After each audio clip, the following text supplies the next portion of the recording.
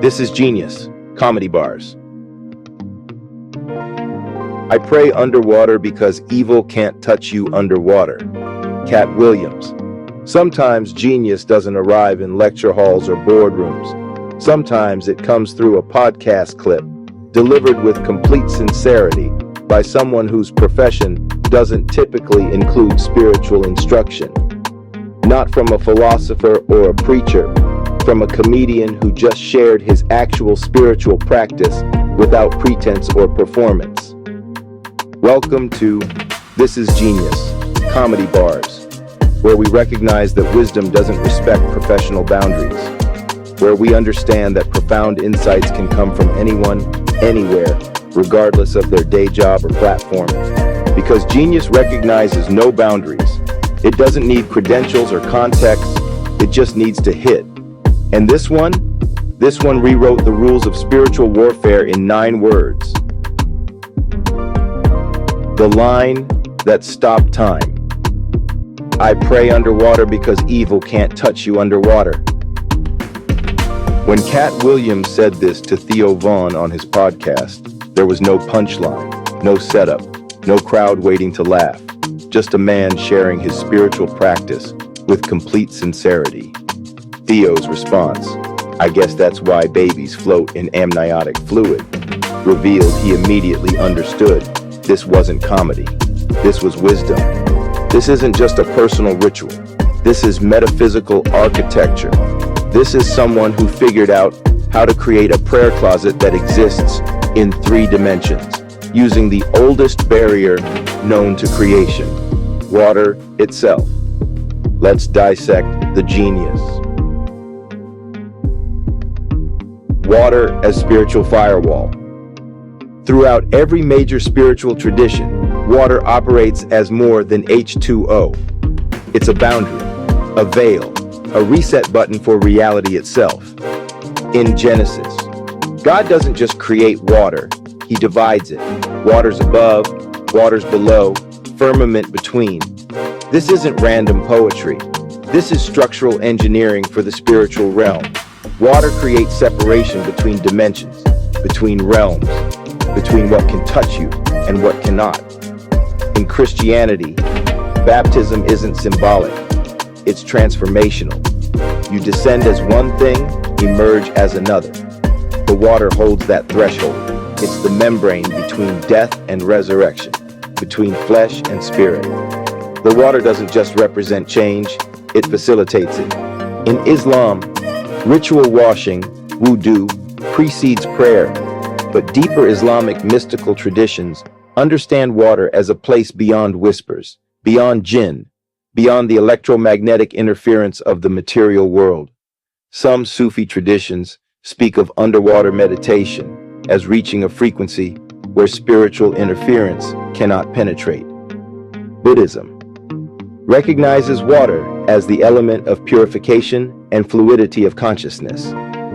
Hinduism sees rivers as goddesses, bathing in the Ganges as spiritual cleansing. Judaism uses mikvah for ritual purification. Every tradition knows water changes the rules.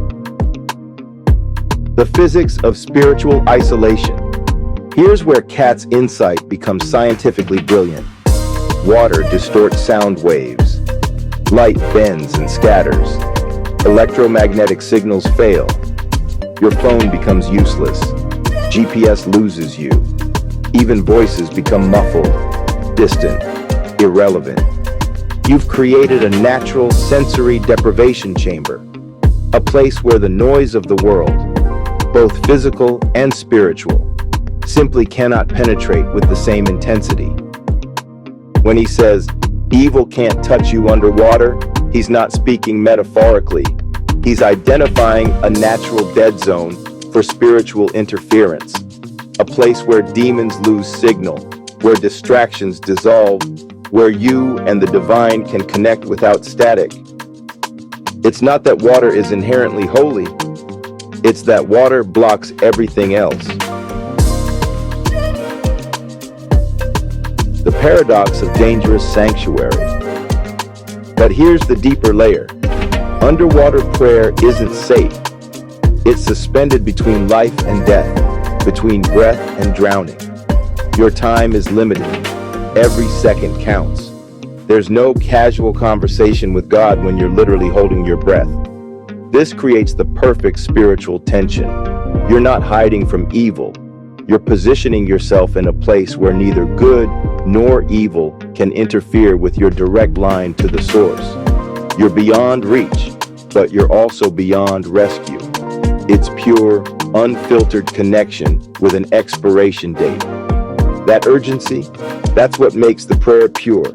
No filler, no rambling, no distractions. Just you, your breath, and whatever you came to say.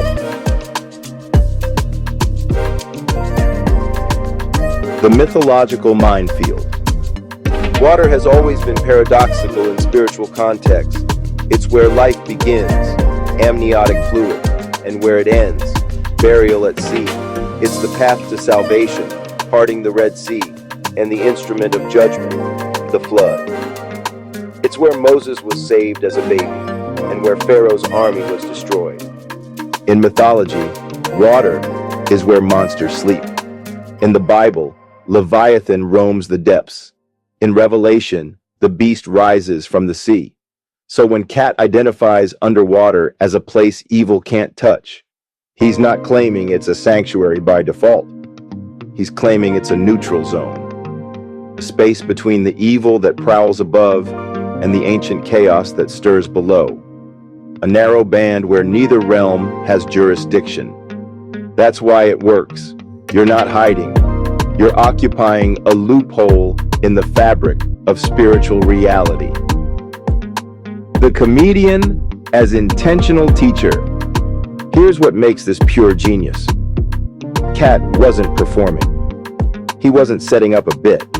He was genuinely sharing his spiritual methodology with Theo Vaughn, and Theo immediately recognized the depth. I guess that's why babies float in amniotic fluid wasn't a joke response. It was Theo connecting the dots, understanding that Katt had just revealed something profound about the relationship between water and spiritual protection. Comedians have always been teachers first, entertainers second. They reveal uncomfortable truths. They drop sacred geometry in casual conversation. They understand the absurdity of systems we take too seriously and the seriousness of things we overlook. Richard Pryor found God in fire. Dave Chappelle found wisdom in walking away from $50 million. Robin Williams found depth in depression. George Carlin found truth in tearing down everything we pretend to believe. And Katt Williams found a prayer closet at the bottom of a swimming pool, then shared it intentionally, seriously, as spiritual instruction. The deeper frequency. I pray underwater because evil can't touch you underwater. This isn't just about prayer. This is about finding the frequency where your authentic self can emerge without interference, where you can think without static, where you can connect without contamination. In a world drowning in noise, notifications, opinions, spiritual warfare disguised as daily life, Katt found the mute button, not just for sound, but for spiritual interference. He found the place where you can hear your own voice, where you can remember who you are underneath all the layers of who you've been told to be. That's not just prayer, that's resurrection. The practical revelation. The genius isn't just in the spiritual mechanics, it's in the accessibility. You don't need a cathedral. You don't need a temple. You don't need permission or ordination or special equipment. You need water and courage. That's it. A bathtub becomes a sanctuary. A swimming pool becomes a prayer closet. The ocean becomes a cathedral. The barrier between you and the divine isn't removed. Everything else is. This is democratic spirituality. This is accessible transcendence. This is spiritual technology that doesn't require a subscription or a seminary degree. This is why comedians might be the real prophets. The frequency unlock. What Katt discovered, accidentally or intentionally, is that the divine operates on a frequency that requires isolation to receive clearly. Not just physical isolation, but electromagnetic, auditory, and spiritual isolation. Underwater prayer isn't about safety. It's about signal clarity. It's about removing interference so you can hear the voice that's always been there, speaking at a frequency the world can't jam. Evil can't touch you underwater because nothing can. Not doubt, not ego, not fear, not influence, not the thousand small voices that tell you who you should be instead of who you are. You're beyond reach. And in that unreachable place, you remember the reach you've always had. The genius recognition. This is genius. Comedy bars.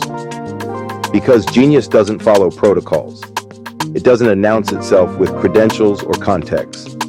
It just drops unexpectedly in the middle of an interview, wrapped in a throwaway gem that rewrites your understanding of spiritual warfare. Katt Williams didn't set out to revolutionize prayer. He just shared his method. But his method accidentally revealed a spiritual technology that's been hiding in plain sight for millennia. The comics aren't just making us laugh. They're making us think. They're making us question. They're making us remember truths we forgot we knew. And sometimes, if we're paying attention, they're making us genius. This is genius. This is genius. Comedy bars. Katt Williams. Pray underwater. Spiritual technology. Frequency unlocked. Divine isolation. The veil. Virology. Sacred geometry.